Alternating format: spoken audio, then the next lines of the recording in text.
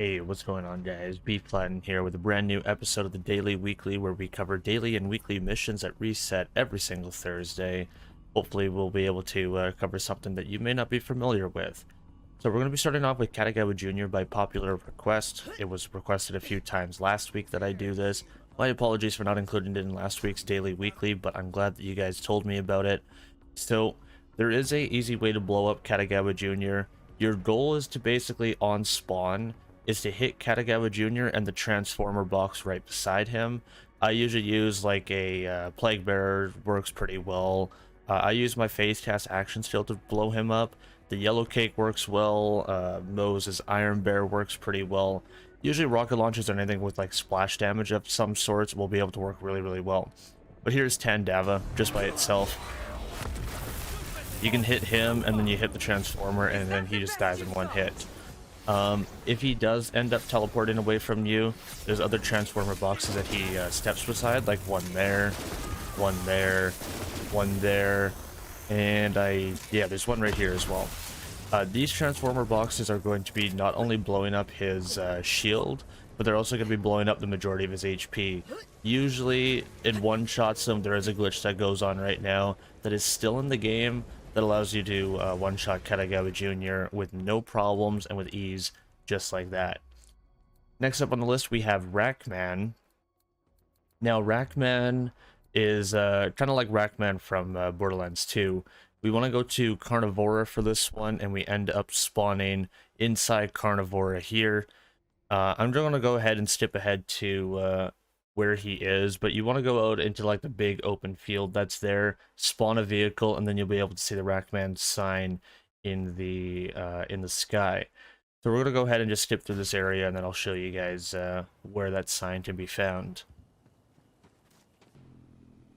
Alright, and welcome on back, guys. So we took a vehicle on over outside to Rackman. It doesn't look like there's the sign in the sky. I think it only shows up at nighttime. So if you're looking for it on the map, what you end up doing is you spawn in here. There's a vehicle station right over here. You pick up that vehicle station. You drive on all the way over here to this little corner. That's where you can find it on the map. Rackman, I believe the sign only appears at nighttime. You'll see this little cave over here on the map. You enter on into the cave, and then Rackman will appear.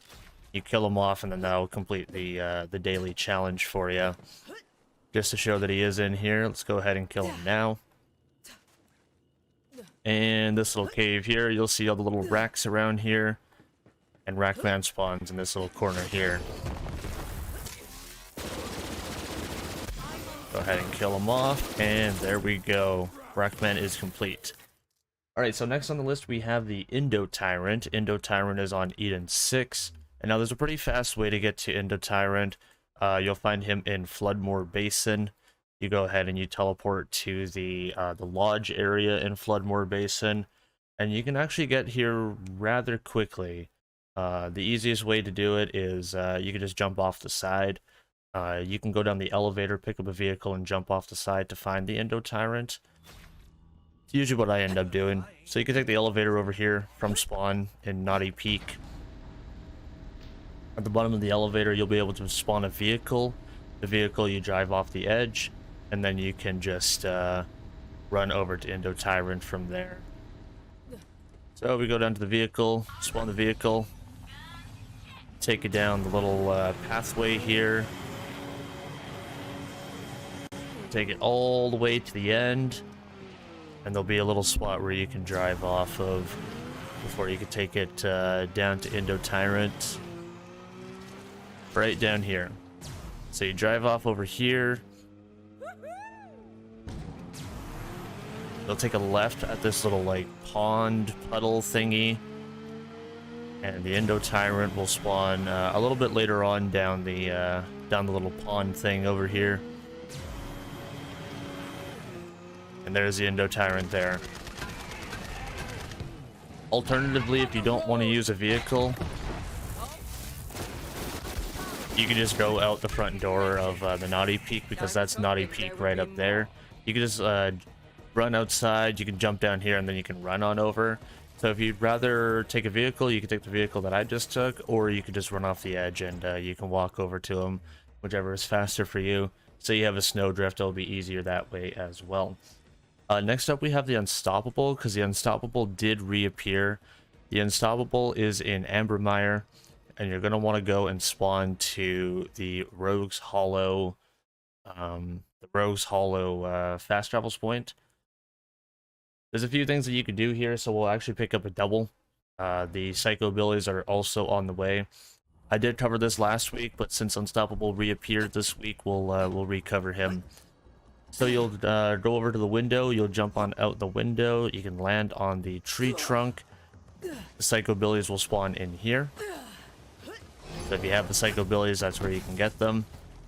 And then you just take a complete 180 from the Psycho Billies. You'll know you're going the right way if you see this little spawn station right here, or the sellout mission. And then you come on over here, down this boardwalk, up the little pathway here, and the Unstoppable will spawn either in that door or that door. There's the Unstoppable there, we blow him up, that's the Unstoppable. Nice and easy. The Blinding Banshee is actually one that appeared for me today. I think this is a new one. So let's go ahead and cover the Blinding Banshee. You want to go to Necro inside Desolation's Edge, and you're going to spawn right at the very beginning. Now, there's a short little step that you could take here in order to get there faster. But when going down the main pathway, you're going to want to jump off the edge, and you'll land on a lower platform of Necro. You'll then find a vehicle station that is there, and you take the vehicle all the way up to Blinding Banshee. That's the easiest way to do it. Let's go ahead and show that now. So from spawn station, this will be locked here. So you go ahead and just melee that off. Run on through. To make your life a little easier, instead of going all the way around, you can run up to this little spot here if you want to. Jump up here, up and over. Skip that little area to make it a little faster for you. And you're going to come along down the side here, down the main path. And as soon as we pass this little area up here, we can spawn a vehicle at the vehicle station. Like so, and then we'll take the vehicle and we're going to drive off the edge. Be a little point down on here where we drive off the edge, right over here. As you can see, this little area right here, that area is where the Blinding Banshee is going to spawn. So we're going to hop on out of here. And here's the Blinding Banshee. We go ahead and Tandava and blow that thing up. And the Blinding Banshee is down, and I completed that challenge for this week. Very, very nice. So my weekly challenge this week is kill 250 enemies with Jakobs weapons. So just like every other weekly mission, make sure that the Jakobs weapon is in the kill itself. Things like elemental damage, like if you're a Mara like me, for example. Things like infusion might screw it up, or a U-Radanoid might mess it up, or something like that. My suggestion is taking a Jakobs weapon and dialing it back to Mayhem 0 and just getting the kills. Or you can get kills in Jakobs weapons and arms race. That would also work just as well and just as fine, because there's no action skills or annoyance that could possibly screw you over. If you have a different weekly mission than me, than the 250 Jakobs weapons, make sure to tell me what it is in the comments down below, and I'll make sure to cover it for you while I'm there. Other than that, I think that's going to do it for the daily weekly. Otherwise, the other thing that I forgot to mention in a previous episode of the Daily Weekly, a lot of people are wondering what the point of the dailies and weeklies are. It gets you a lot of vault card progress and also iridium. Now, they recently buffed the XP that the dailies and weekly challenges give you, and I actually have the math for it right here for you. So the vault XP normally gave you between 400 to 500 vault card XP. That was the previous one. After the increase, it's anywhere between 750 to 800. Upon math, it is a 50% increase from the daily and the weekly challenges for the XP that you will gain for doing these challenges for your vault card XP. thought I would throw that little tidbit of information in there. I hope it helps, and we will see you guys for the next episode and next week for the Daily Weekly. My name is Bflattened, and I'm signing on out of here. Take care, all. Laters.